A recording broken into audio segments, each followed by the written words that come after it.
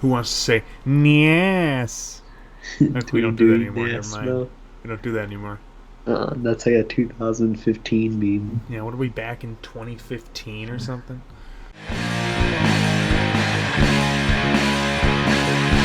Welcome to ThorinMutt Podcast. Oh, are we starting? It already started. Okay, I sounds tricked good. you. I tricked you into doing a cold opening. You And he said we me. didn't need one. And You I said betrayed me as usual. Yeah. And I said we didn't need a cold opening. And then he was like, yeah, we don't need one. Okay. And I said, well, I don't know, man. Well, I just remembered one of the topics that we were talking about doing, so... Right. I didn't record that, though. Okay. Well, welcome to ThorinMutt Podcast. This is the main show on this channel. Yeah. The main act. Sometimes.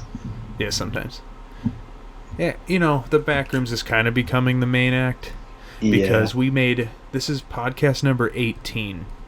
And Backrooms have 27. Yep. When this is uploaded.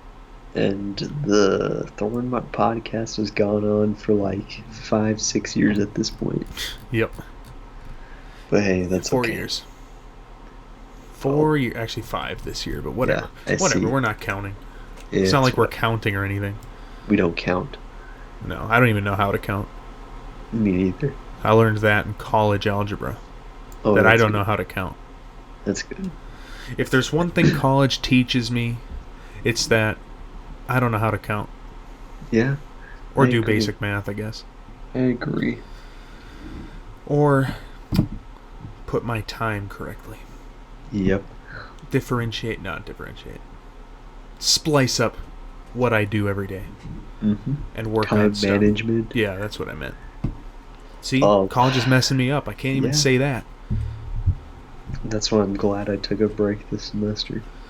Yeah, Gabe here took a break this semester of college. Like a smart boy. I kind of wish I did.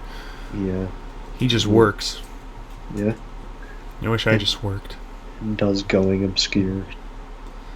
Mm-hmm. And, other things. Right. Too. Right. Like, live. Yeah, like live. And go home. And... talk to my family. Mm-hmm. And do ThorinMutt Podcast. Once. Pet animals. Yep. Bring animal to vet. Mm-hmm. Yeah. You should tell them the story. Because I don't even think I've heard the whole thing. It's a pretty basic story. My cat's bladder almost exploded. Okay. On January 31st. But he's good now. I don't know where he is right now. But last night he knocked over a vase with flowers in it at 3 in the morning. So I guess he's good now. Well, that sounds good to me. Yeah. Speaking of cats, I lost one. Yeah.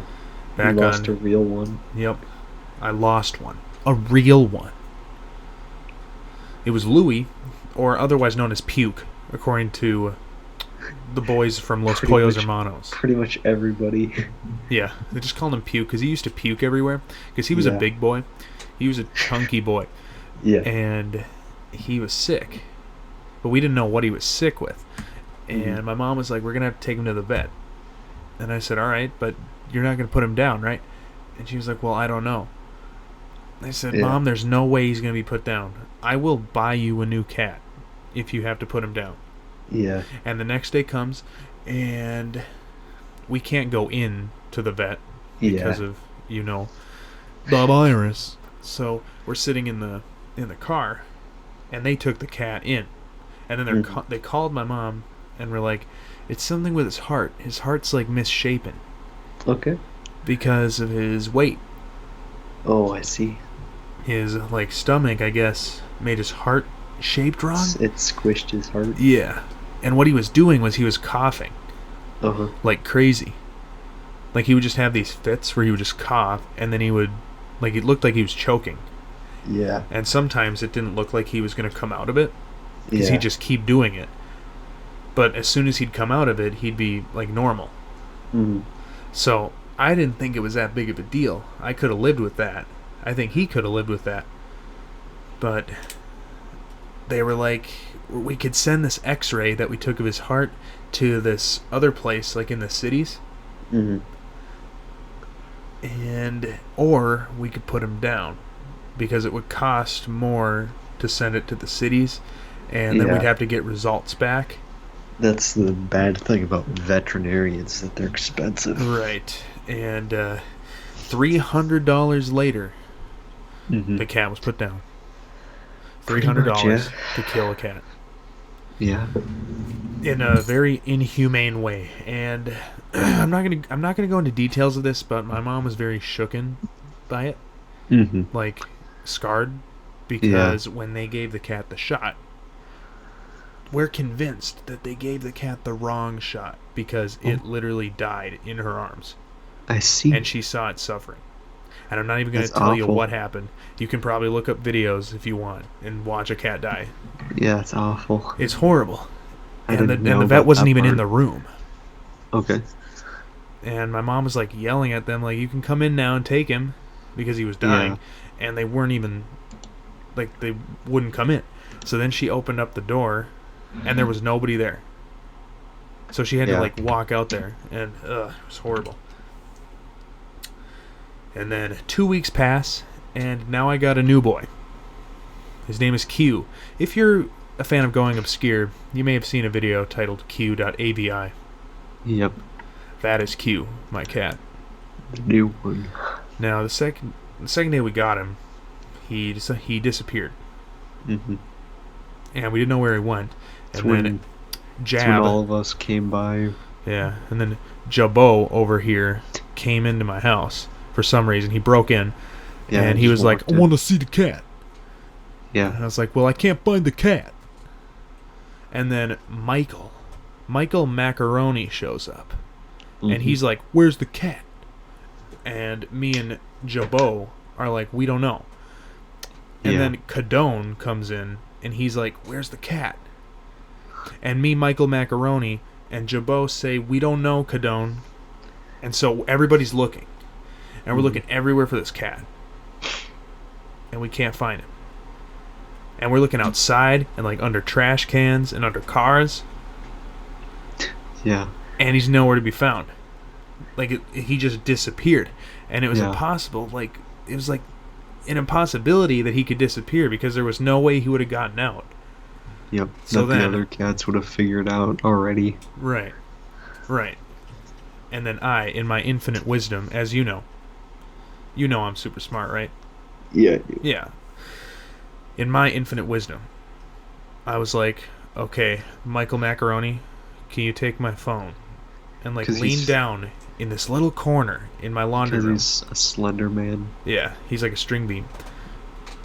And I don't know if that would make him mad or not. If it is, I'm sorry, Michael Macaroni. Yeah. You're fine. But anyway, I gave him my phone, and I told him to just turn on the flashlight and peek over into this little crack. Now, in my laundry room, there's like this wall to the left of the washing machine.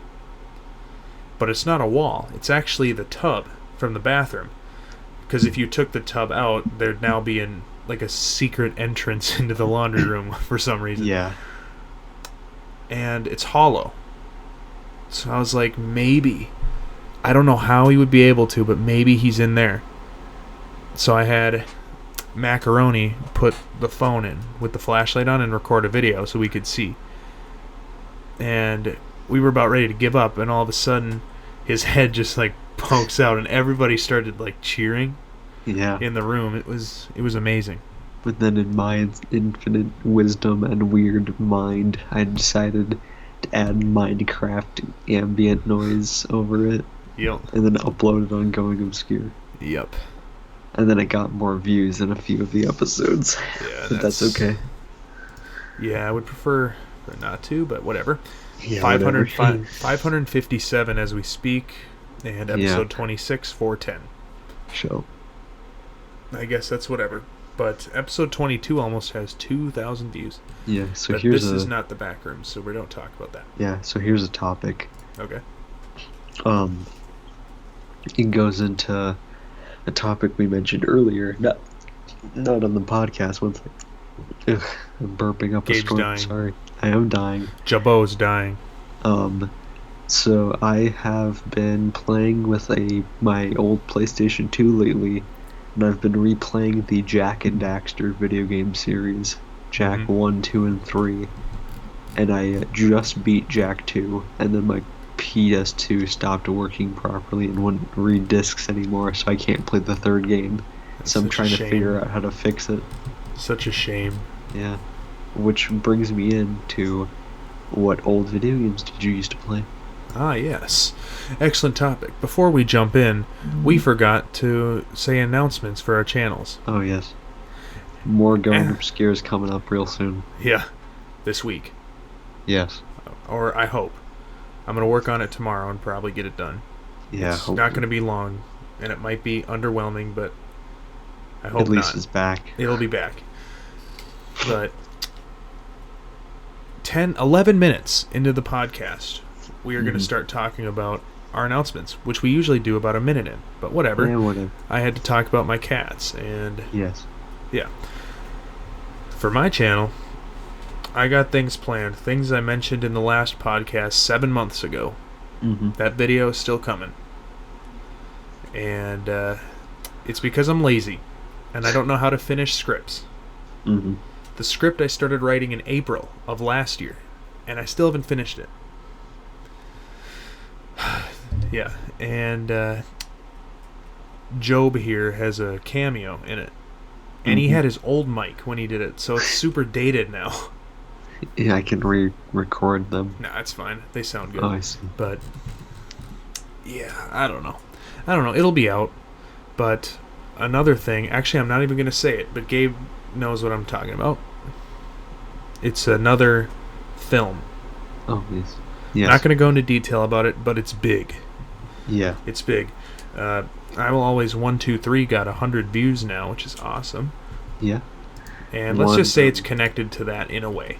One topic. Not directly, but in a way. Or one small update, well, not small update, it's a pretty big update, is way back in like October, the YouTube channel Goose Boost watched a few of our videos and was interested in collaborating, but I didn't hear from him for a while, but we just got back into contact like a week ago, and he's still interested in cameoing or like appearing in an episode, so we are currently working out the details about what episode he'd appear in and like writing the script for that, so look forward to that.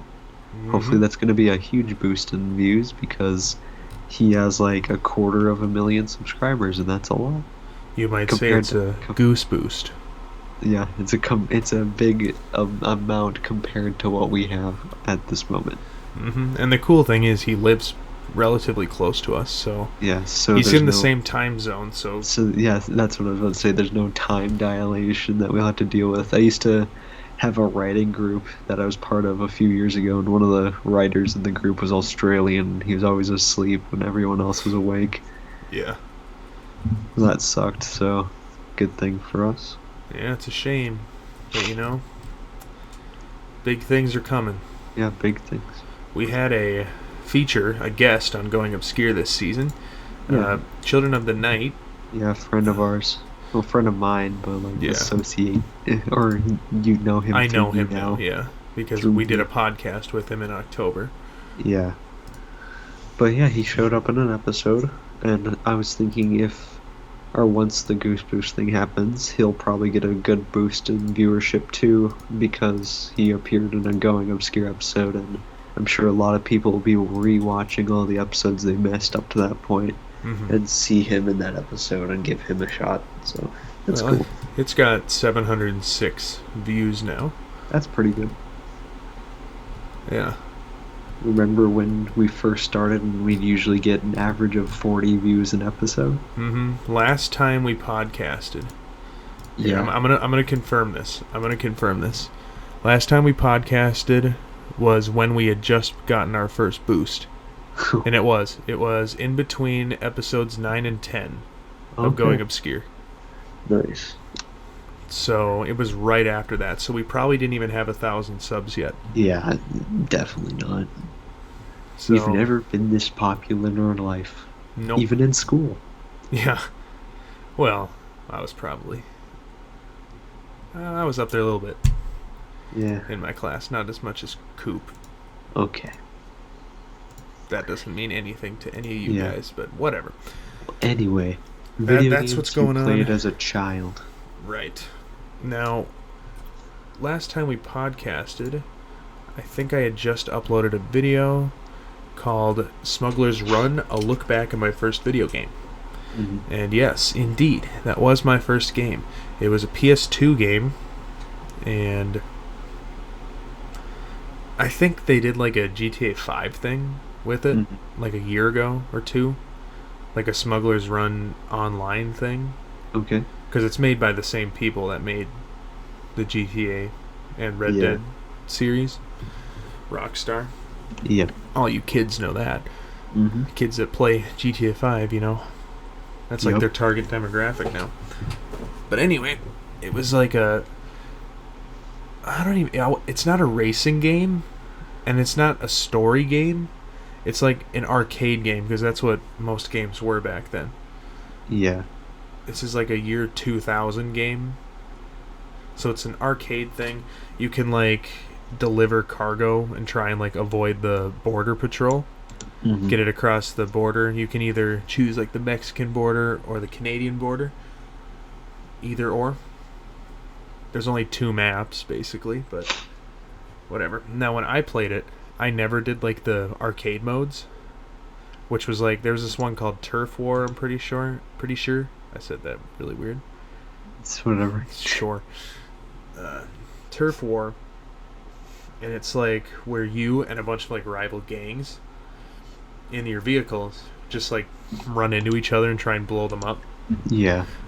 It was kind of fun. I tried it once, but I more preferred the joyriding mode, which is where you just get in the car and drive around the map, and there's like no limits to where you can go besides. I remember when you do that. Yeah. The limitations of the game. Yep. Job here had a sleepover at my house once when we were in like 4th grade, I think. Probably. And we discovered a place called Big Bear Mountain. Yes. And it's this mountain in the Canadian border map. Yeah, and it kind of looks like a cinnamon roll. Yeah, it's a huge mountain in the game. Yep. And you go up to the top, and there's people up there, like hitchhikers, and you can just run into them. Weren't there bears there too? No.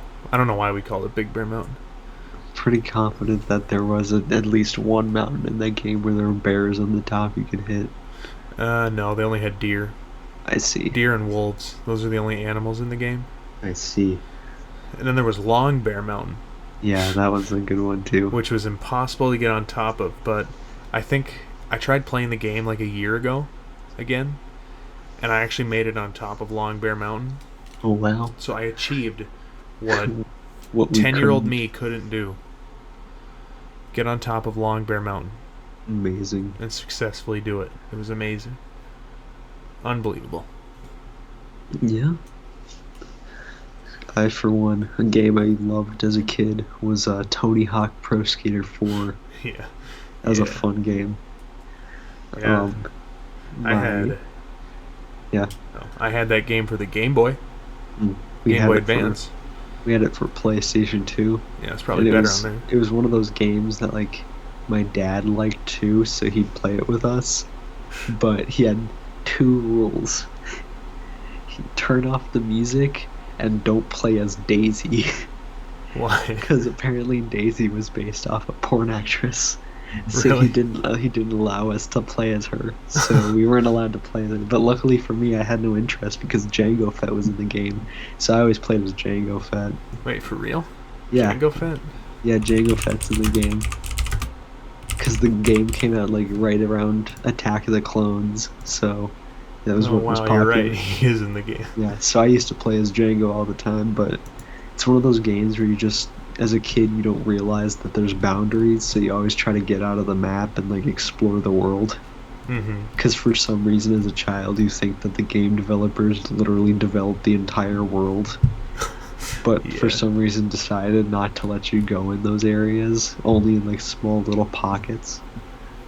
Yeah, that's disappointment for you. It really is. It really is. There's a lot of games that would benefit from letting you explore the entire world. Crew 2 kind of does that. Yeah, kind of. Actually, hello, kitty. Whoa. Sorry, my cat just hopped up on me out of nowhere. Wow. Say hello to the world. Remember how you made me pay like $300 and then you still threw the vase on the floor this morning? Amazing. Of course, he doesn't meow when I ask him a question. Anyway. I didn't mean to do that. That was weird. Anyway. Okay, so this next game is a pretty common one. I think a lot of kids played this when they probably shouldn't have. Hint, hint. Uh-oh. I think Gabe knows what it's going to be. What is it? I assume Grand Theft Auto? Yep, but which one? San Andreas? That's right. GTA San Andreas. Yeah, that's a good one. Now, my PS2 came from my grandpa. When he died, in his will, he gave his PS2 to me and my brother. And I still have it, and it still works perfectly. Yeah. And one of the games that it came with Smuggler's Run. That's why it was my first game. Yeah. And GTA San Andreas. But the reason why I didn't count that as my first game was because there was this one night, and me and my brother were playing it in the dark, and we thought it looked real, for one thing.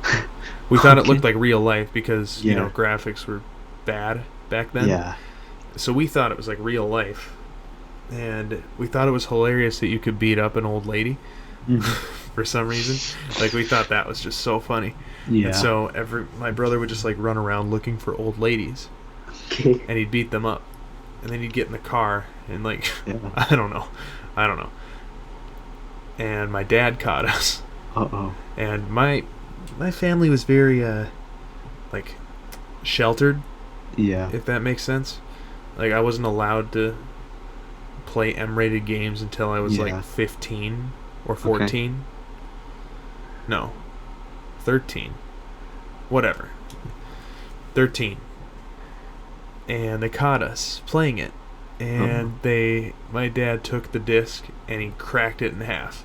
Right in front of us. Like, he split it in half and then threw it in the garbage. And that was crazy because that was my grandpa's game. Yeah. And now you may be wondering, why is Matt's grandpa playing a GTA game? It's true. My grandpa was also a pastor. And he was playing a GTA game. Well, my grandpa was really into cars. Yeah. And he would play the game, but he wouldn't play the game. Yeah. Per se. He would get in the cars and just drive around because he thought that was awesome. Yeah. Because you can just like walk around the map and get into cars and like drive around. He thought that was really cool. So he wouldn't play like the shooting kind of stuff. Yeah. He just drove around basically because it was like a free open world game that you can just drive around. Mm-hmm. He would have loved the Crew 2. He definitely would. Which is this new game. He would have loved that because it's the whole U.S. Mm-hmm. And it takes like, I think it's like 3 hours to drive across the whole map. Mm-hmm. It's crazy. Like, I tried to drive from New York to where we live. Yeah. And it still took 40 minutes. Yep. Sounds to get about there. Right. What other games did I like? Didn't go obscure on one of them. We did. Ocarina! Yeah, we did. Ocarina of Time is a game I like a lot. Technically, it's not a childhood game because I first played it when I was like 10, but I guess it is a childhood game. Mm-hmm. But obviously, I was too young to know what it was when it came out because I wasn't even born yet when it came out. Mm-hmm. But it's one of those games you have nostalgia for because other people have nostalgia for it. Then you play it yourself, then you get a ton of nostalgia for it. So that's a fun one. Like I mentioned earlier, the Jak and Daxter games I love. Mm-hmm. I used to hate the second one because of how hard it is and unfair. But when I replayed it like the last 2 weeks ago, like a week ago, and now I'm an adult man with more cognitive abilities, it wasn't as hard as I remembered it, but it was still pretty unfair at some parts. Mm-hmm. So I definitely gave it too much slack too much trash as a kid. Yeah, a lot of those games are like that. Yeah, it is. Like Mario. Yeah. Super Mario Brothers Wii was another child game, I guess, even though I was like Yeah. 11 when I got it. Yeah. Now, we got a Wii when they came out. Or no, a couple years after they came out, so they were still really expensive. Yeah. And we got it for Christmas. And we got like Mario Brothers Wii with it. Hmm. And of course, being a little kid, I thought the graphics looked real. Yeah. Don't know how I thought a Mario game looked real. I was a very weird kid. But I couldn't even beat the first tower of the first Yeah. world. Like Okay. the mid castle, I guess. Yeah. I couldn't even beat that. Or I could, but then I'd get to the fight with the Koopa guy, Oh yeah. and I couldn't beat him. Is he? And I'd just die. And my brother made fun of me once because I died at the first Goomba on the first level. He was like, "Look at this guy, he just died of the first Goomba." Look at this. And my brother's friend was there too, and he made fun of me as well. And then now, to this day, I still get nervous when I see the first Over Goomba, the first Goomba? even if I'm alone playing it. Wow. Because I'm like, 'Cause if you- I die from the first Goomba, Someone will roast you. some like inanimate object will roast me.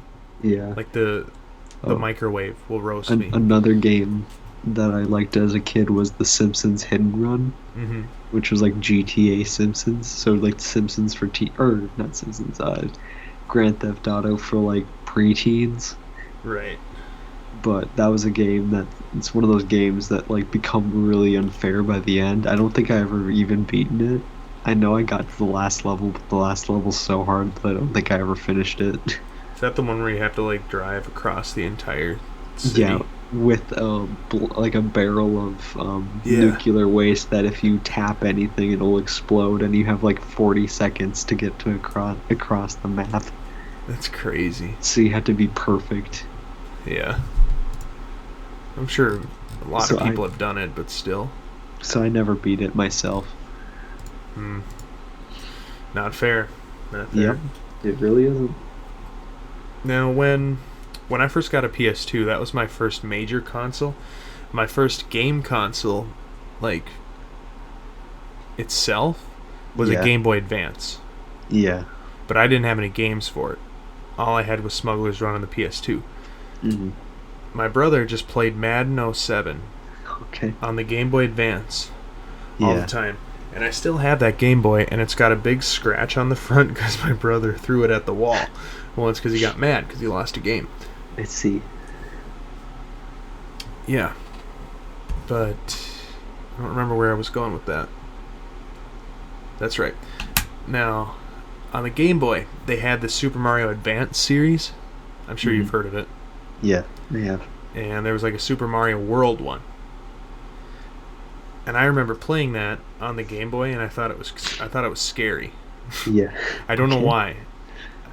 I don't even know why. A big bullet bill or something. Well, yeah, that and like the dinosaurs and stuff, and then Yeah. the intro like cinematic thing. That used to freak me out because like Yeah. they couldn't find the princess, and I was like, so scary. And that was like my first Game Boy game, I'm pretty sure. And I thought it Yeah. was just for the Game Boy. I thought it was just for the Game Boy until I was in like 6th grade. Okay. Until someone was like, no, it's for the SNES. Yeah. I was like, wait, really? Wow. I thought it was for Game Boy. I guess I was too advanced for you. Yeah. Yes. Um, And then another game, me and Gabe both kind of shared this. Hmm. Now, there was this fad around the 2000s where Scooby-Doo would make video games. Oh yeah. And I had this game called Scooby-Doo Unmasked. And I had Scooby-Doo Night of 100 Frights. Mm-hmm. And we would talk like at lunch at school about these Yeah. two games and be like, it's so cool. So Yeah. cool because you can play a Scooby and you can like run around the building. Yeah. Now, Honestly, Unmasked, yeah. I still think is superior to I Night of honest- 100 Frights because we once swapped Mhm. games. Yeah. And I wasn't that big of a fan of Yeah. the 100 Frights one. I guess I have more nostalgia for 100 Frights, but I think 100 Frights is the better one. Seriously? Honestly, it's genuinely scary. Yeah, I there's- mean, yeah. There's like literal monsters jumping out from the walls at random points in the game. Yeah, that happens in Unmasked too. Oh, I You go to see. this door and it'll make like the sound, and all of a sudden this guy will come out and he'll pop out. Yeah. That's probably kind of the same thing that happened in Yeah, that there game. wasn't much indication in 100 Frights that something was gonna hop out. It just did. It just jumped out. Oh, yeah, that is I scary. think the only thing you had to indicate that something was gonna happen was these like very tiny blue dots that would like swiggle up from the area that they're gonna hop from, which are really like unnoticeable. Mm-hmm. So if you're not paying attention, it's just a jump scare for a child. Yeah. Yeah, we did swap it before, and I got like to the point you got stuck on, then I got stuck. Yep. Now, when I was little, I didn't know how to play Yeah. games really. Yeah. Platforming games were a no-no, Okay. and Unmasked is a platforming game, a 3D platforming game. And if you know Mario 64, you know the camera's horrible Mhm. in that game, at least the N64 version. Yeah, it's difficult. And it's kind of the same thing with Unmasked. However, it's not as touchy, which I like. But you put that in the hands of a 7-year-old, and you're gonna have problems, because I had ADHD, and I'm hyper, and I'm like, I gotta get this done. And so I'm like mashing buttons and stuff, and Scooby's going everywhere, and I keep missing jumps, and then I get mad. And I only got to like the, I don't know, 4th level maybe. There's this one where you go in the sewers. Yeah, and you're that's like where we Kung got Fu stuck. Scooby. That's where we both got stuck, was in the sewers. Mm-hmm. And so, like recently, like I think 2 years ago, I decided to play the game again, and I beat that level. And there was another level after that with a boss battle, and I don't even know how I would have done that as a 7-year-old. Yeah. Because it was actually kind of tricky for me, being how old? 17 at that time. It was even if it's tricky for a 17-year-old, then it's definitely going to be tricky to a 7-year-old. Yeah, for sure. Here's another great game, Lego Star Wars. Oh yes, That was my second game ever. Yeah. I still have it. Actually, it was my first, actually. My first game. Well, mine was Lego Star Wars 2. Yeah. Original trilogy for PS2. Oh, we got ours swapped. Oh, you had the first one? Yeah, I had the first one first, then the second one. Yeah. I had them on GameCube. Yeah. My GameCube. my sister and I got a GameCube for like Christmas when I was like 4 or 5. Yeah. And When it they were came still with- popular. Yeah, it came with Lego Star Wars, Super Monkey Ball 2, and Animal Crossing. Nice. Mm-hmm. Nice. I remember the Christmas I got that game. I got Lego Star Wars 2, and my brother got Guitar Hero 2. Oh boy. Because that game was super popular at that point. Yeah. This is like 2006 or 2007 we're talking about, like when the games came out. And I remember just like freaking out, because I was like, it's a Lego video game! And I had no idea what I was doing Yeah. when I got into the game. I didn't even know how to start a level. I was just walking around the cantina beating people up, and I thought that was so fun. And then I found out, wait, you can go in these doors and play levels? Yeah. I was like, whoa, this is awesome. And I hadn't even seen the movies yet. Yeah. That was the same for me. Well, I'd seen the first 3. I'd Yeah. seen the first 3, but I hadn't seen the others. So I had no idea what I was doing. It was crazy. And Yeah. I still have that game. And I somehow still have the booklet. Like, now, you young kids, even though you guys are probably the same age as us, but just pretend for a second. Now, you young kids, open up your games. There's nothing in there. You see, games in the 2000s through like 2013 used to come with these things called booklets. And inside, it would be like the controls for the game, and like information about the game. Character descriptions, pretty much. Yeah, character descriptions and all that. Like cheat codes sometimes. Yeah. Nowadays, there's nothing in there. I don't even know why they still make those, like, prongs or whatever you'd call them, the things that hold down the booklet. Yeah, I don't In the know. game cases when nothing comes with them. The only things you get in there now are like little slips of paper that say buy the DLC for this game. Pretty much. You don't get the booklet. And I somehow still have it for Lego Star Wars 2, and it's all crumpled up because I used to take it into the bathroom when I would shower. Yeah. You were right. And I'd let the water warm up. And I'd let the water warm up. Yeah. And I'd just sit there reading it. And sometimes I would just keep sitting there reading it while the water was warm, so that's why it got all messed up. Yeah.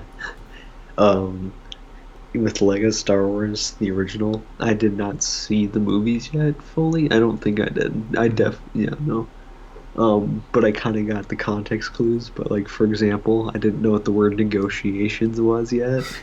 So I had no clue what the topic of the first level was, because you remember the first level's name is negotiations. Yeah. I didn't even know how to pronounce that at that point. Yeah, I don't think I knew either. The pod race is impossible, but I eventually got through it. And you have to collect all the mini kits to get a secret bonus level and unlock Princess Leia, a rebel trooper, and then you can buy Darth Vader and a stormtrooper in the shop. But I didn't know that as a kid, so I was so mad. I was so mad that I couldn't get the last two characters that were available in the game. Yeah. Yeah. 'Tis a shame. 'Tis a shame. Eventually I did do it, though. Yeah, I'm trying to get 100% on Lego Star Wars 2. Yeah. Like right now. Okay. Like maybe a month ago. I was playing it. Like I'm trying to get all the mini kits and stuff. Yeah. And I'm doing it. But I'm only like 64% of the way there. And I don't know how, because I basically have all the mini kits in every level. And I even unlocked one of the ghost characters. I see. But I need to get all the red bricks. Yeah. And buy those. And that's going to take ages, because some of them are like 10 million studs. Yeah, I know. And you only get like 100,000 per level. Those are the stud multipliers, though. Yeah. But you need those for 100%. Yeah. So it's probably never going to happen, but you never know. Yeah, you know how it is. You never know. Am I right? Yeah. Here's a really quick, funny story about the Jak and Daxter games. So there's technically a fourth Jak and Daxter game, but it was produced by a different company, so people count it as not like official in the story. Mm-hmm. It's called Jak and Daxter: The Lost Frontier. Uh-huh. And I owned it for a while, but then I think I gave it away after a bit. But I distinctly remember seeing at like a games, not a GameStop, like either a Target or a Walmart, one of those. We remember how they used to have the TVs with like previews sometimes. Yeah. It was a preview for the Jak and Daxter and the Lost Frontier, and that's what made me realize that there's more Jak and Daxter games other than the first one. So I convinced my mom to get me the second game and the third game for my birthday or Christmas, and I was disappointed for some reason that it wasn't the Lost Frontier, even though just the second and third game are like a billion times better than the fourth one. So I should be grateful. Mm-hmm. So yeah, I got that going. Yeah. Yeah. Well, going back to the Lego game topic. Yeah, Lego games. My half-brother owned an Xbox 360, which was like insanely expensive at that time because it had just come out. But he had Lego Star Wars: The Complete Saga for it. And he came to our house once, and he brought it there, and he let me play it. And that was when I'd first played the negotiations level. Mm-hmm. I didn't even know it existed. And I thought it was the most fun thing ever. Yeah. And I thought it was amazing, and I always wanted it. And my parents got it for me for Nintendo DS.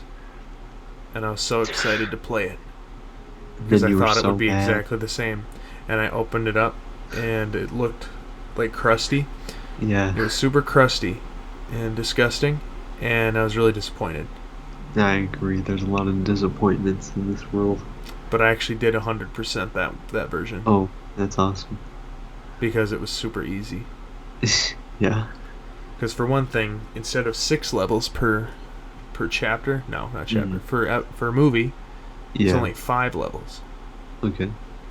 So they're making that easier for one thing.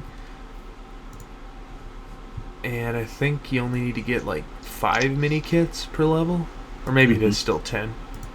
I don't know. Either way, it's easier. Because stuff doesn't cost as much.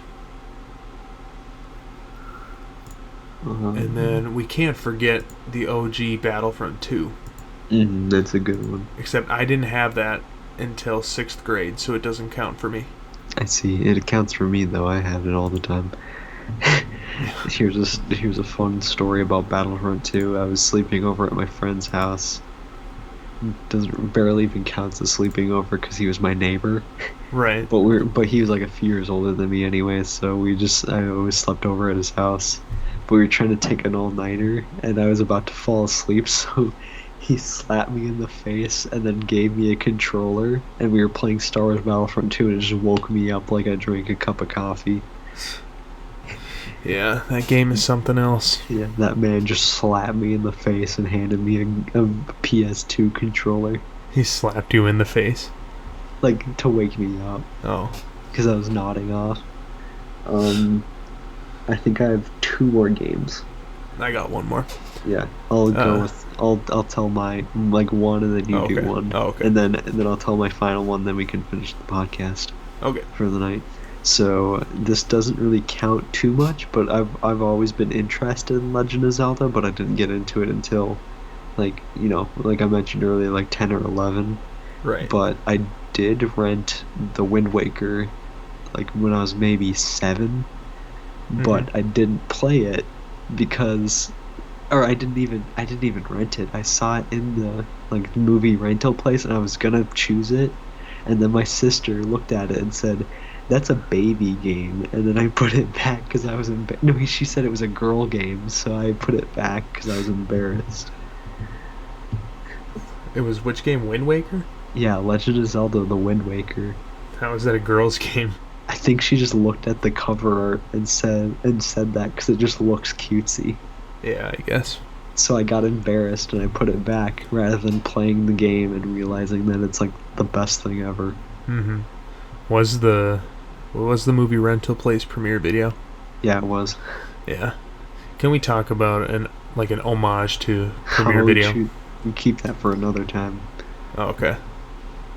Yeah, we'll talk about that next time. But either way, it's a great place. It was a great place. Yeah, what's your final game? Well, while Gabe here had Battlefront 2, I had Star Wars: The Force Unleashed, PS2 version. Yeah. PS2 version. Yep. Not Xbox 360, PS3 or PC version. PS2, which is the superior one of all of them besides Wii. Oh yeah, the Wii one. The Wii one is the same as the PS2, except that it has a 2-player dual mode. But Star Wars: The Force Unleashed is still my favorite PS2 game of all time, and I still play it every once in a while. The only thing is, I need to get it resurfaced, because if I try and play a level for more than 5 minutes, it'll freeze up and say loading. And the screen will say loading for like an hour, and then it'll unfreeze. Okay. It's crazy. Yeah, it started loading like a couple weeks ago when I was playing it, so I just went upstairs to make lunch.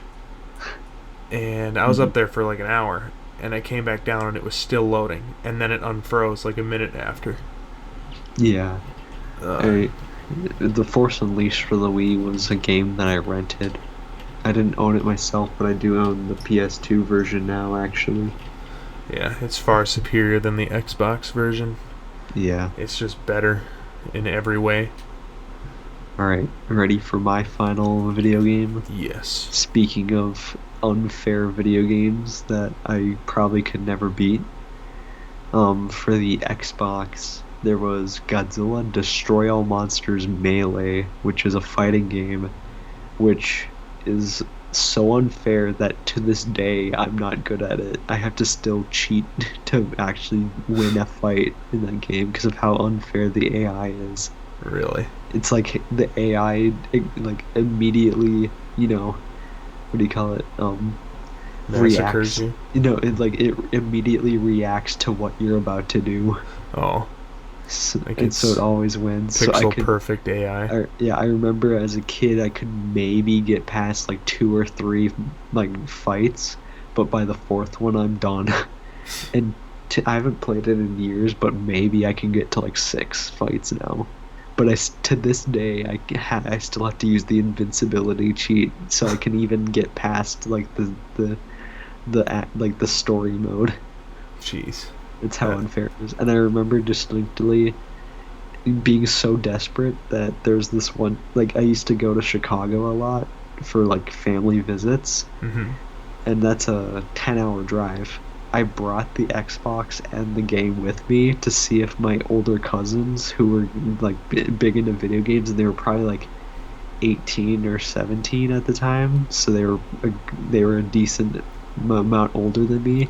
They couldn't even get past it. They could only get to like the 5th fight, and they lost and gave up. Wow. Yeah, so that's how tough that game is. Yeah. Well, since you brought that up, yeah, I got one more of unfair fighting games. Yeah. Now, for the Game Boy Advance, there was this Danny Phantom game called Urban Jungle. Okay. And I still have it. I think I have it in my room here, but that's not the point. This game, you can beat the story mode in like a minute. That's obviously an over-exaggeration, but it's so easy, is what I mean. Yeah. Like, I could beat it when I was like 7. That's how easy it was. And beating a video game when you're 7 is like an impossibility. Yeah. Like, it's impossible. But there was a second mode, like a fight mode, where you would fight all these ghosts, but each one was a boss battle. And it was like a boss battle mode, just dedicated to fighting. And I could beat the first one, no problem. It was like this girl with a guitar or something. And then the second one, I could beat no problem. It was like a dragon. Yeah. But then the third one, it's this guy with like green hair and like a RPG or something. And to this day, he'll massacre me. Yeah. I found the game. That's why I still have it in my room right now, and I decided to play it, and I still couldn't do it. I still couldn't do it. Yeah. Like, oh man, I don't even know why they made the first two so easy, but then the third one is just instantly just like horrible. Yeah. It's crazy. That's all I remember about that mode. Yeah. Is just that third guy being so hard to beat. Yeah, that's about everything we can say about old video games, right? Yeah, our personal gaming history. Yeah. Personal gaming history is something that you guys should be proud of. Yeah. I'm going to say an inspirational speech here. Go ahead. Personal gaming history is what makes us gamers. Your personal gaming history defines you. It defines the games you played. Yeah. It defines both the games you played and the games you will play tomorrow. It revolutionizes the idea of video games, that each person can have their own personal gaming history. Whatever the first game was that they played, when they first picked up that plastic controller and with joy turned on their game system thing, whatever, console, and opened up the game, they knew from that moment going forward that it would define them as a person. This speech is going nowhere, so I'm going to end it now. I got one. Ocarina of Time is one of the most influential video games of all time. How about that? Yeah, there you go. Do you like how I don't remember how we started episode 24 with the Ocarina of Time stuff? I think it was that exact line. Yeah, but pretty much every Ocarina of Time video that's ever come out on YouTube starts like that. Ocarina of Time, one of the most influential video games of all time. Really? Yeah. Yeah, well, it kind of is. It is, but like, you don't gotta say it every time, I guess. I'm just sound like a huge hypocrite at this point. Yeah, well, I'm pretty sure you said it. Anyway, I'm digging myself into a hole. We should probably end this podcast. Yeah. End this podcast, and then this channel will go back to doing backrooms for like a million years, and then we'll make another one. We'll make podcast 19 in I don't know, 3 years. Yeah, 6 years maybe. Maybe. If we feel like it. Maybe 20. Yeah, if we feel like it. Maybe when I'm a middle-aged man. We'll see. Anyway. When I'm 72 and retired, we'll do one. Yeah, probably. Or maybe we can do it next week. We'll do the retirement special. Huh. Or maybe we could even do one in a week. Maybe. You never know. You never know. Hint, hint. Never Don't know. get your hopes up, though, because we're probably going to forget. Yeah, probably. Anyway, enjoy the back rooms when they start coming out. And thank you subscribe, for watching smash the bell button, smash the like button. And thanks for watching our podcast. How did we end this? Oh, yes, of course. I'm going to still end it like this, even though we're not 15. Okay. I'm going to do it. All right. Even though we're not 15 and it's not 2016 or something like that. We're not 15. I'm 19, you're 20, but I'm still going to do this. Here we go. Ready? This is Stampy Longlegs with the Minecraft Edited Wham outro, so goodbye. See you later, guys.